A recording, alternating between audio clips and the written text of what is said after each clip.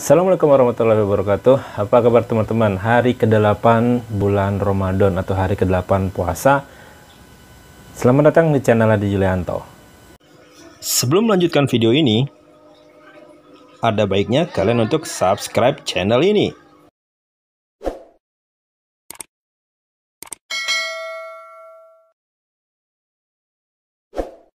Kali ini di video ke-8 kisahnya adalah mengenai Abu Dzar Al-Ghifari.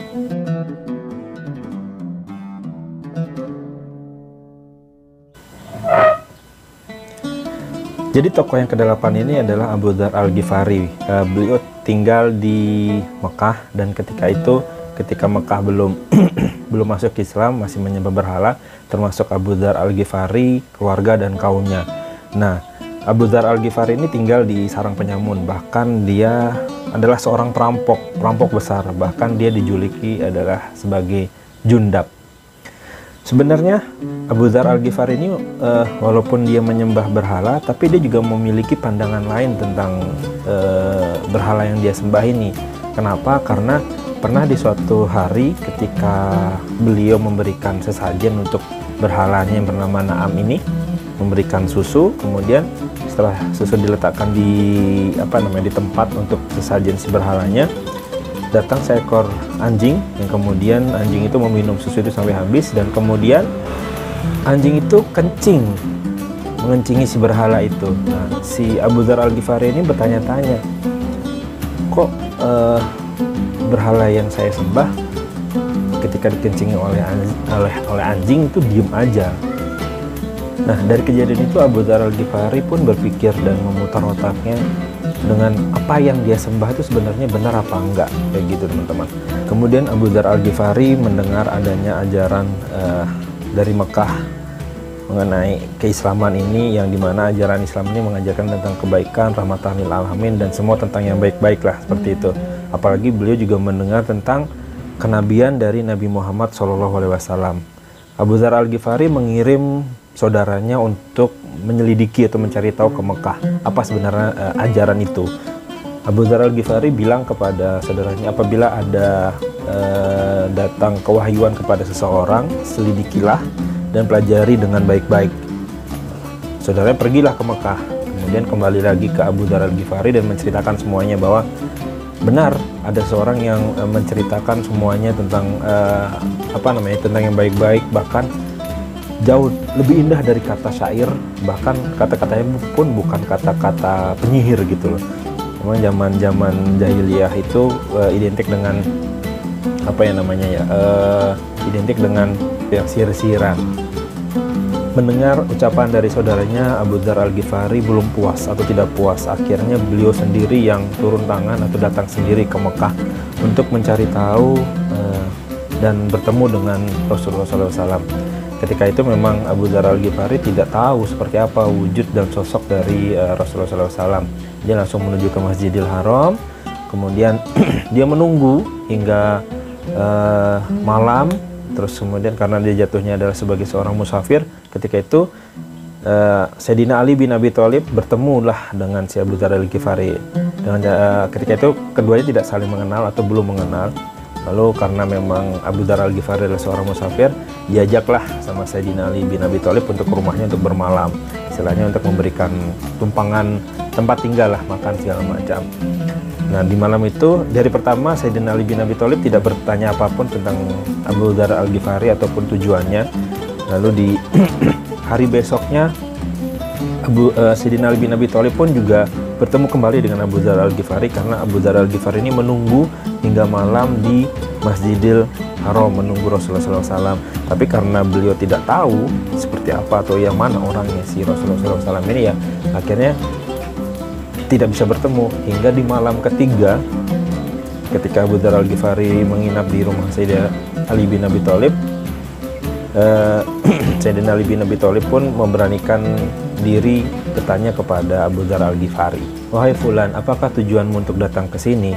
Kemudian sebelum Abu Dzar Al-Ghifari menjawab pertanyaan dari Sayyidina Ali bin Abi Thalib, Abu Dzar Al-Ghifari meminta kepada Sayyidina Ali bin Abi Thalib untuk berjanji tidak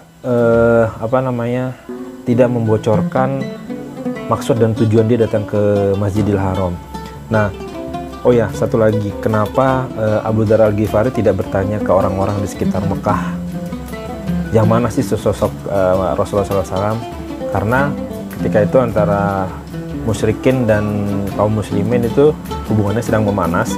Jadi ketika ada seseorang yang bertanya mengenai Rasulullah SAW, bisa jadi orang itu yang akan kena siksa oleh kaum Quraisy di Mekah. Jadi Abu Dzar Al-Ghifari menghindari hal itu, jadi dia tidak bertanya kepada orang-orang yang ada di sekitar situ. Nah, balik lagi, Sayyidina Ali bin Abi Thalib pun berjanji tidak akan mengutarakan maksud dan tujuan dari Abu Dzar Al-Ghifari datang ke Mekah.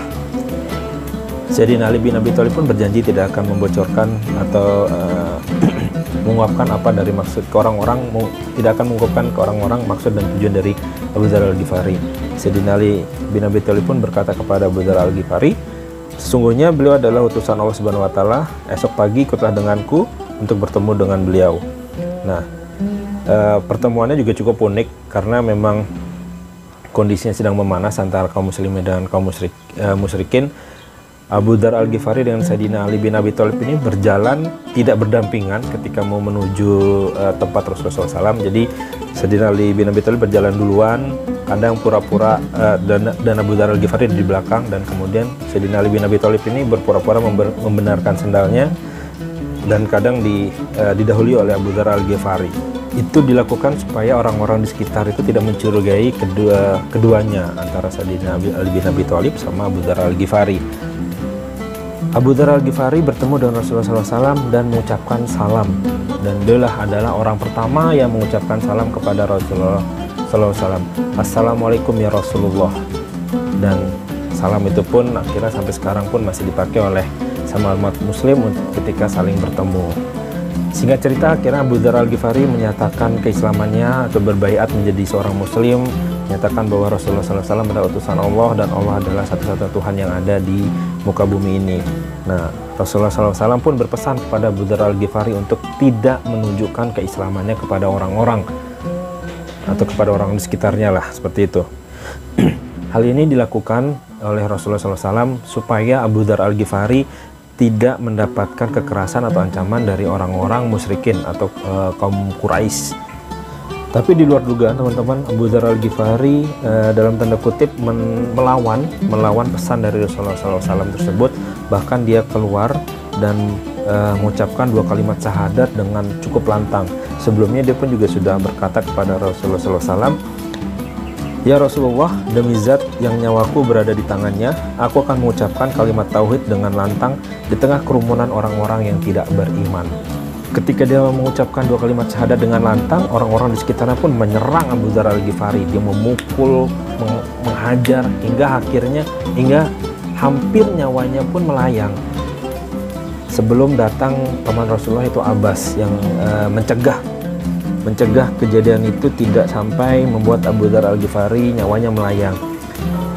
Abbas berteriak kepada orang-orang yang telah memukul Abu Dzar Al-Ghifari, "Kezaliman apa yang kalian lakukan kepada orang ini? Kalian tidak tahu orang ini adalah dari kabilah Ghifar yang tinggal di jalur menuju Syam. Kalian tahu apa yang terjadi jika orang ini meninggal atau mati? Maka jalur menuju Syam bisa saja ditutup." Memang jalur menuju Syam ini adalah kayak jalur perdagangan lah. Dari Mekah menuju Syam ini jalur perniagaan lah, seperti itu. Jadi ketika nanti ditakutkan kalau Abu Dzar Al-Ghifari ini mati, sedangkan dia dari kabilah Ghifar yang dimana tinggalnya di jalur yang menuju Syam, bisa jadi jalur itu akan ditutup, maka orang-orang dari Makkah tidak bisa berniaga lagi ke jalur Syam. Seperti itu teman-teman. Jadi sama Abbas itu dicegah supaya tidak terjadi pertumpahan darah atau tidak terjadi yang hal yang tidak diinginkan lah, kayak gitu. Apa yang dilakukan oleh Abu Dzar Al-Ghifari ini adalah sesuatu yang bertentangan dengan hati nuraninya. Ketika dia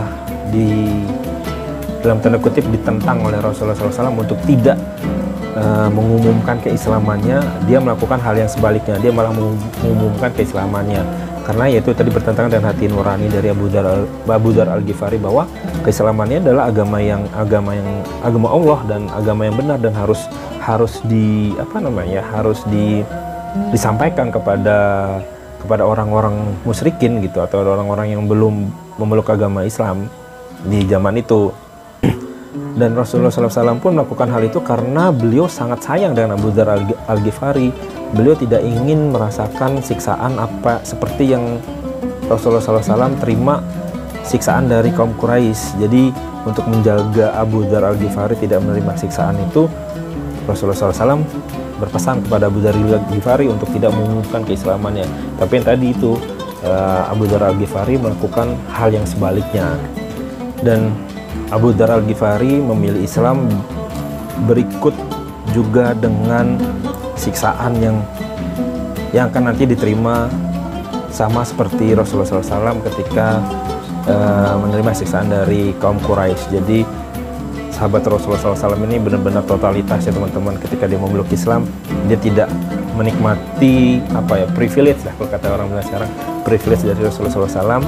Jadi dia juga menikmati kesiksaan atau penyiksaan yang dialami oleh Rasulullah SAW. Beliau juga menikmatinya si Abu Dzar Al-Ghifari ini. Lampunya udah terang sekarang ya, soalnya udah mau maghrib. Semoga kisah dari Abu Dzar Al-Ghifari ini bisa memberikan inspirasi buat kita bahwa menjadi seorang muslim memang harus benar-benar totalitas. Jadi tidak, apalagi dengan kondisi saat ini, semoga kita bisa tetap istiqomah di jalan Allah Subhanahu wa taala dan mematuhi perintah-perintah Rasulullah SAW. Sampai jumpa di video berikutnya. Wassalamualaikum warahmatullahi wabarakatuh.